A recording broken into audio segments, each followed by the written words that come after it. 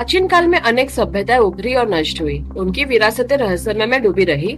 ऐसे ही एक सभ्यता थी माया सभ्यता, जो मेक्सिको का एक महत्वपूर्ण सभ्यता था। ग्वाटेमाला मेक्सिको, होंडुरास और युकाटन पेनिनसुला में स्थापित ये 1500 ईसा पूर्व के आसपास उभरा और 300 से 900 ईसे के बीच अपने चरम पर पहुंच गया। हालांकि ऐसा माना जाता है कि यह 16वीं शताब्दी तक पूरी तरह से ध्वस्त हो गया था, लेकिन इसका पतन 11वीं शताब्दी की शुरुआत में शुरू हो गया था। इस प्राचीन सभ्यता का अंत एक पहेली बना हुआ है, जिसने दुनिया भर के विशेषज्ञों का ध्यान आकर्षित किया है। आइए इसके रहस्यमय अंत को समझने के लिए माया सभ्यता के इतिहास में गहराई से जानें। अमेरिका की प्राचीन माया सभ्यता ग्वाटेमाला, मेक्सिको, होंडुरास और युकाटन पेनिनसुला के क्षेत्रों में स्थापित की गई थी।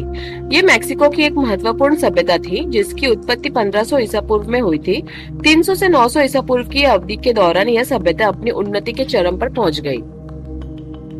सभ्यता के प्रमुख केंद्र मेक्सिको, ग्वाटेमाला, होंडुरास और अल साल्वाडोर में स्थित थे। ये एक कृषि आधारित समाज था।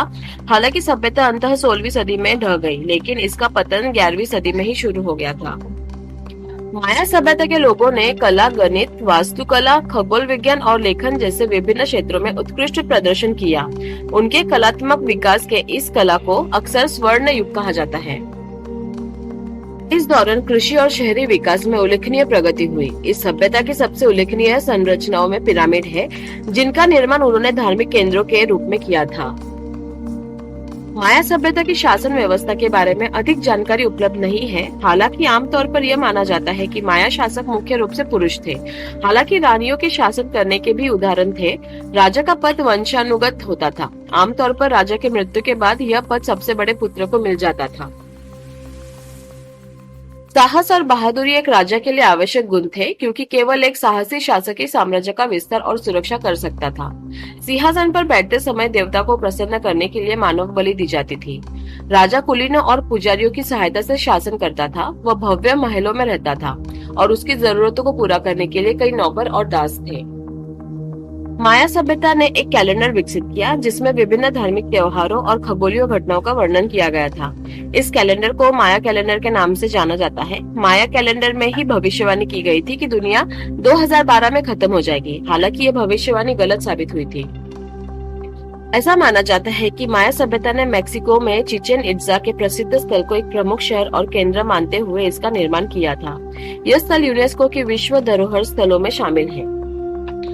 चिचेन इट्जा में आकर्षण का केंद्र बिंदु एल कैस्टिलो का पिरामिड है। प्रारंभ में पर्यटकों को इस पर चढ़ने की अनुमति थी, लेकिन बाद में पहुंच प्रतिबंधित कर दी गई। वर्तमान में ये लगभग 42 मीटर ऊंचे कुछ माया पिरामिडों से एक है, जहां पर्यटकों को चढ़ने की अनुमति है। कुछ साल पहले शोधकर्ताओं ने बेलिज में प्रसिद्ध ब्लू होल और उसके आसपास के खजीनों का विश्लेषण किया था। अपने निष्कर्षों के आधार पर उन्होंने सुझाव दिया कि 800 और 900 ईस्वी के बीच इस क्षेत्र में भयंकर सूखा पड़ा, जिसके कारण माया सभ्यता का पतन हुआ। हालांकि लाइव साइंस की एक रिपोर्ट के अनुसार सूखा 6वीं शताब्दी से 10वीं शताब्दी तक जारी रहा, जिसने माया सभ्यता के अंत का कारण बना। तो ये था रहस्यमय माया सभ्यता का इतिहास। अगर ये वीडियो अच्छी लगी हो तो प्लीज लाइक, शेयर और सब्सक्राइब जरूर कीजिए। आपका दिन मंगलमय हो।